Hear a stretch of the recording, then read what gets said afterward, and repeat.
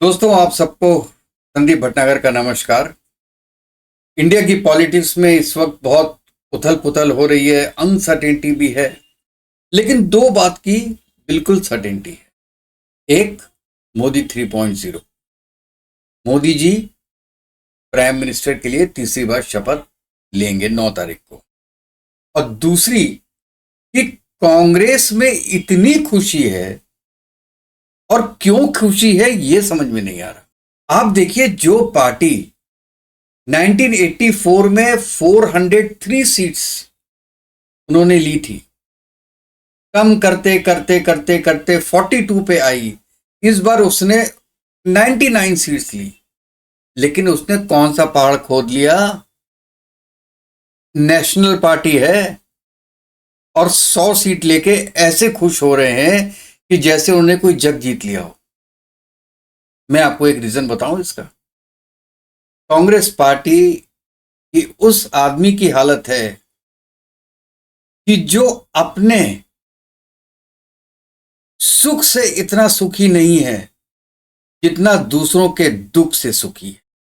आपने देखा होगा इनकी जो आईटी सेल की चीफ हैं, सुप्रिया श्रीनेत, वो कैसे आईटी सेल में गई और वाह वाह लोग खड़े हो गए। उन्होंने कहा मैं तो इतनी खुश हूं कि मैं लेक्चर दूंगी।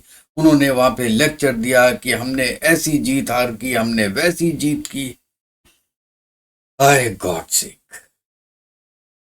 कुछ तो शर्म कर लेते। 99 सीट पे इतनी खुशी। अगर 400 किसी बार आ जाए तब तो भाई साहब आप तो आपकी तो जान ही चली जाएगी। एनीवे, ज्यादातर लोग इस वक्त ये बोल रहे हैं कि मोदी जी की गवर्नमेंट बैसाखियों वाली है, जिसमें एक साइड की बैसाखी जो है वो चंद्रबाबू नायडू के पास है, और दूसरी जो है वो नीतीश कुमार जी की। और वो दोनों डिक्टेट करेंगे मोदी जी को अगले 5 साल। लेकिन मुझे ये चीज बिल्कुल ठीक नहीं लगती। वो मैं इसलिए कह रहा हूं कि मोदी जी को सपोर्ट करने के लिए और भी लोग आएंगे। अभी आप देखिएगा, शिवसेना, उद्धव ठाकरे, एनसीपी, ये बहुत पॉसिबिलिटी है कि ये बीजेपी फोल्ड में आए अगर नीतीश बाबू और चंद्रबाबू नायडू कुछ गलत करते हैं तो। क्योंकि इस समय दुनिया की और इंडिया की हर पार्टी ये जानती है कि 240 सीट लेने के बाद प्राइम मिनिस्टर तो मोदी जी को ही बनना है। अब ये भी सुनने में आ रहा है कि नीतीश कुमार साहब ने कहा है कि हम हर 4 जो हमारी सीट्स हैं उन पे एक मिनिस्टर चाहिए। चंद्रबाबू नायडू ने कहा है कि हमें होम मिनिस्ट्री चाहिए, हमें हेल्थ मिनिस्ट्री चाहिए, हमें ट्रांसपोर्टेशन मिनिस्ट्री चाहिए, हमें एजुकेशन मिनिस्ट्री चाहिए, और सबसे बड़ी बात है कि हमें लोकसभा का स्पीकर की सीट चाहिए। इन्होंने पहले भी 90s में भी, जब अटल बिहारी वाजपेयी की गवर्नमेंट थी, तब भी तेलुगु देशम को उन्होंने सबसे बड़ी डिमांड यही की थी कि उनको आ, लोकसभा का स्पीकर की पोस्ट दी जाए, और उनको दी गई थी। और सेम रिक्वायरमेंट वो आज कर रहे हैं। अब मुझे ये पता नहीं कि इसमें कितनी सच्चाई है, क्योंकि स्टेट्समैन हर घंटे 2 घंटे बाद चेंज हो रहे हैं। आज नीतीश कुमार की पार्टी बोलती है कि नीतीश कुमार की कोई डिमांड नहीं है मिनिस्ट्री की। लेकिन दो चीज में उनके ऑब्जेक्शंस हैं। एक तो यूसीसी, वो कहते हैं इस पे विचार होना चाहिए। और जो दूसरी चीज है जिसमें वो कहते हैं विचार होना चाहिए, वो अग्निवीर जो बीजेपी गवर्नमेंट ने शुरू की थी, उस पे कहते हैं कि ये विचाराधीन होना चाहिए और इस पे हम डिस्कस। तो अभी से डिमांड शुरू हो गई। तो मेरा तो ख्याल यह है कि अगर बीजेपी इन दोनों पार्टीज के ज्यादा संपर्क में रहती है, ठीक है, लेकिन उनको बाकी पार्टी से भी बात करनी चाहिए। जो इंडिपेंडेंट खड़े हुए थे, जो इंडिपेंडेंट जीते थे, उनसे बात करनी चाहिए। वो तो डायरेक्ट बीजेपी में ज्वाइन कर सकते हैं, और जरूरी नहीं है कि हर आदमी आपसे, हर जो इंडिपेंडेंट कैंडिडेट है वो कोई सीट मांगे, कोई जरूरी नहीं है। वो बीजेपी फोल्ड में आ जाए, उनके लिए यही बहुत बड़ी बात। अब देखिए, मैं ये देख रहा हूं इलेक्शन के 2 या 3 महीने पहले से कि कांग्रेस का और अपोजिशन का आईटी सेल बहुत इफेक्टिव रहा है। उनके पास 6 महीने पहले बोलने के लिए कुछ नहीं था, क्योंकि 10 साल से तो मोदी की गवर्नमेंट है, वो गवर्नमेंट में तो रहे नहीं, तो उनके पास बोलने के लिए कुछ नहीं था। लेकिन उनके पास मोदी की बुराई करने के लिए बहुत कुछ उन्होंने ढूंढ लिया, और ढूंढ के उन्होंने एक तरीके का एक कॉन्सेप्ट बना लिया, एक हवा बना दिया। और एक चीज देखी, वो बीजेपी के अगेंस्ट में उन्होंने ज्यादा नहीं बोला, उन्होंने बोला केवल मोदी जी के। 36 पार्टियां और एक आदमी, उन्होंने अपनी बम्बार्मेंट की केवल मोदी जी की। मोदी जी मंदिर जाते हैं, मोदी जी पानी के नीचे तपस्या करते हैं, मोदी जी ने अयोध्या में किया, मोदी जी ने ये किया, मोदी जी ने वो किया। आई मीन, कौन सी ऐसी मोदी जी की चीज नहीं थी जिसपे उन्होंने नुक्स नहीं निकाला। लेकिन वो नुक्स बिका, लोगों ने परचेज किया। लेकिन हमारे मालवीय जी कौन थे, कहां थे?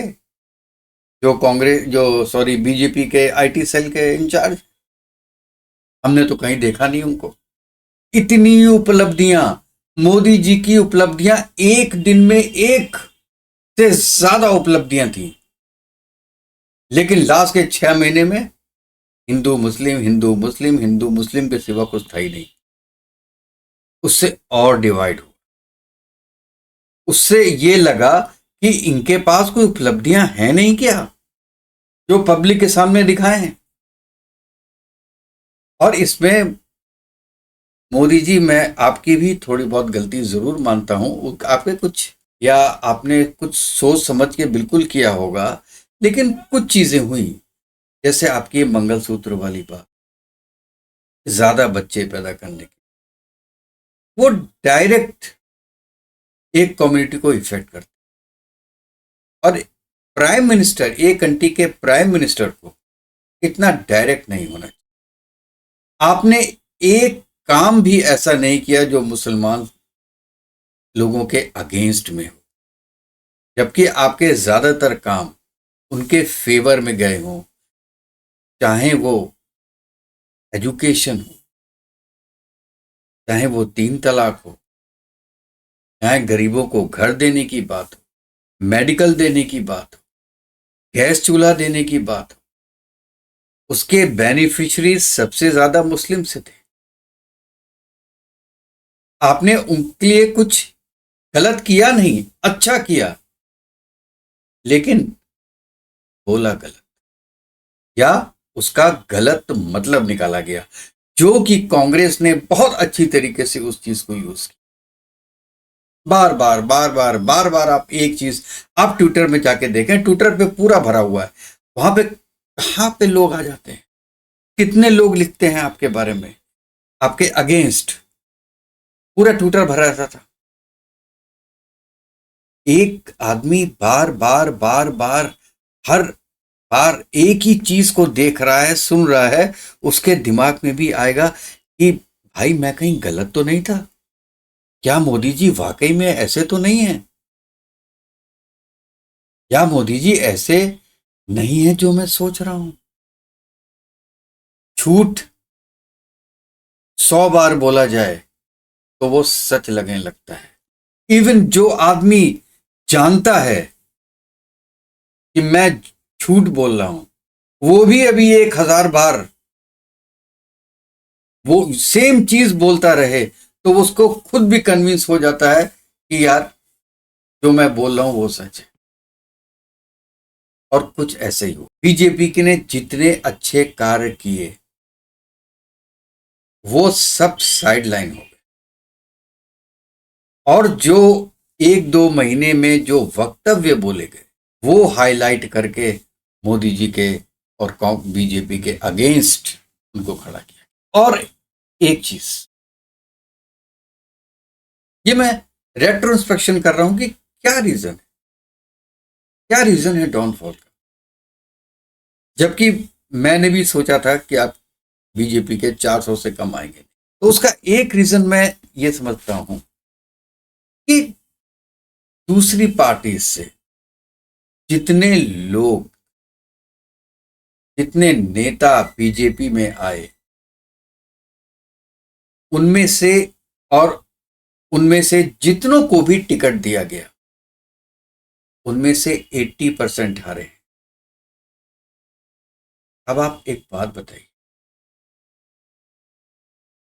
एक एनसीपी गुट का आदमी है, नेता है, बीजेपी वालों से बोला गया कि आप इनकी कन्वेंसी की, जिसने लत लत भर के पिछले 10 सालों बीजेपी को गाली दी है, बीजेपी के वर्कर ने उस आदमी को गाली दी है। और आज आप बीजेपी के वर्कर से, जो डाउन द ग्रेड लोग हैं, उनसे कहें कि आप इनकी कन्वेंसिंग कीजिए घर घर, कौन करेगा? मैं तो नहीं करूंगा, आप भी नहीं करेंगे। तो एक तरीके से ये बात सच है, और इसको ज्यादा प्रोपोगेट किया कि बीजेपी एक वॉशिंग मशीन हो गई, चाहे प्रफुल्ल पटेल, चाहे अजीत पवार। उन्होंने, उनके बारे में मोदी जी ने खुद क्या क्या बोला है रैलीज में, एयरलाइंस के मामले में, लेकिन जिस दिन वो आपके फोल्ड में आए वो साफ सुथरे हो गए। अब केस खत्म हुआ या नहीं हुआ ये बात अलग है, लेकिन केस बढ़ा तो नहीं। और इलेक्शन के वक्त में केजरीवाल अंदर गए, उससे भी बहुत गलत इफेक्ट हुआ है ऑल ओवर इंडिया और ऑल ओवर वर्ल्ड। चाहे उनको 20 दिनों के लिए बेल मिली, वो बाहर आए, कन्विंस की, चले गए अंदर दोबारा।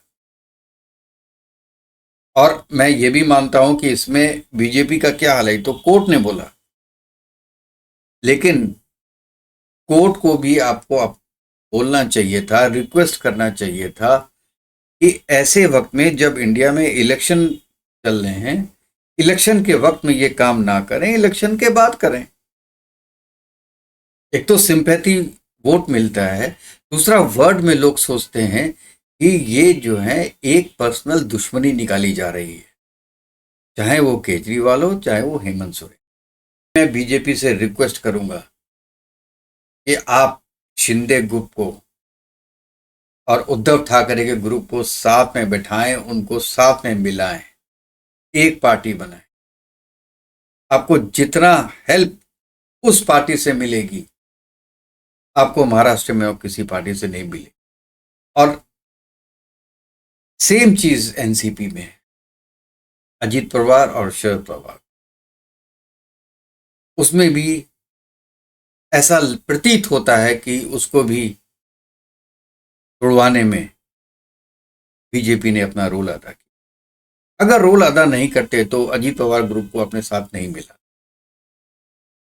ये एक अच्छा इंप्रेशन नहीं जाता है, ऐसा लगता है कि आप दूसरी पार्टियों में तोड़ फोड़ कर रहे हैं, अपने काम से ज्यादा दूसरों में आपको प्रॉब्लम्स नजर आ रही हैं, उनको कमजोर करने के लिए आप ये काम कर रहे हैं। तो सर, इन सब चीजों पे थोड़ा सा विचार कीजिए। और ये तो मैं गारंटी के साथ आपको कह सकता हूं कि अगले चुनाव में आप 400 पार तो करेंगे ही करेंगे।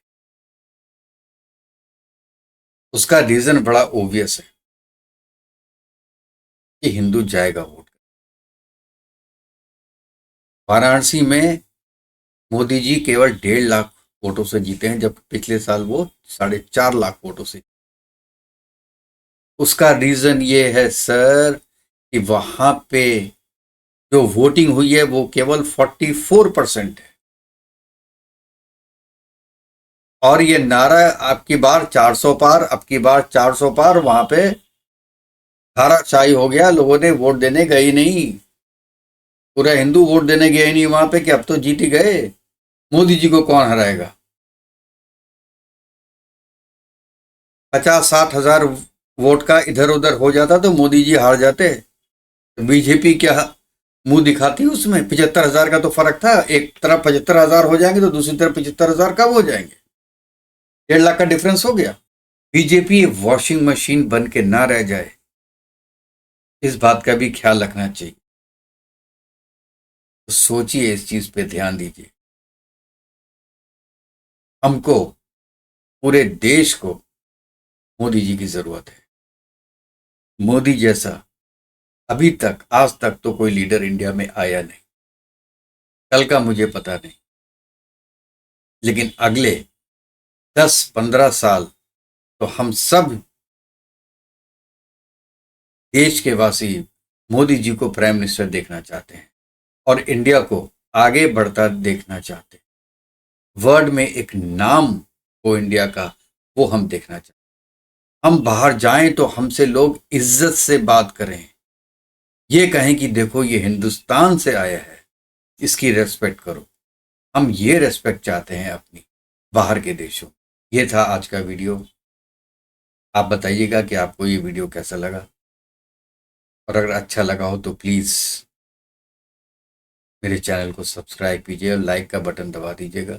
फिर मिलते हैं अपने नेक्स्ट वीडियो में, तब तक के लिए धन्यवाद।